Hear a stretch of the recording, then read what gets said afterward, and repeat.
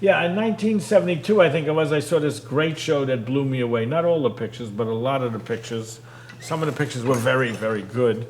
And I had known most of them anyway, because I'm a student of the game.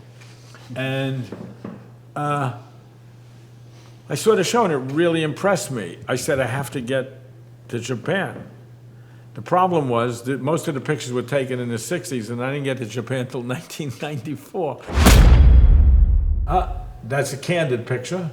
Look at the size of his. I don't know how he identifies, but it's a man. It's a good portrait. I love how that goes to that, okay. This is in a place called Sanya, where, that's a tough place. I used to go alone all the time at like 6:30 in the morning, and you have a lot of sociopaths and psychopaths there, and Westerners have been killed there. Like journalists, guy making a movie, they were killed. I mean, literally. And I gave her, I offered her a bottle of liquor when we were leaving. She threw it at me. Yeah. This picture is more journalistic for me, but I find it good. But I had to use some of what's left of my brain power to do this, because I wanted the guy lying on the ground with people walking past him. So every time the light changed, I would have to get up so people can walk very close to him. Then I'd have to get down. We did this for 30 minutes. I was fucking exhausted, okay? But I got a picture.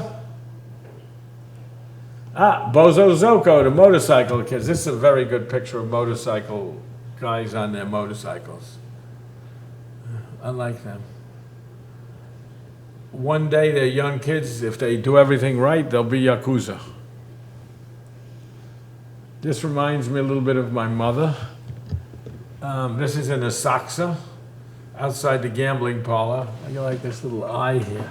It's not much, but it doesn't hurt the picture. Just looks like he's reaching for a gun. It's probably a businessman reaching for his pack of cigarettes. I call that Francis Bacon. Aha, thank God for black and white, because he's only getting his hair dyed. He looks like he's in the morgue.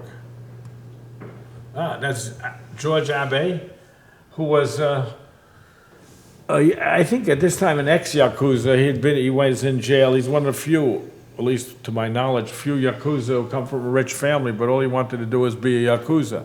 And he got arrested. He wrote a book, and he's like an icon in Japan. There was a movie done on him, and he had a great story he told me about Robert Mitchum. You know, Robert Mitchum is a famous actor who I love. He's a man's man, but Robert Mitchum was an ex-boxer. So he met Robert Mitchum, and for some reason, he must have pissed Robert Mitchum off, and Robert Mitchum knocked him out. He was a good guy. I liked him. I think he's passed now. This I like because it looks like the smoke.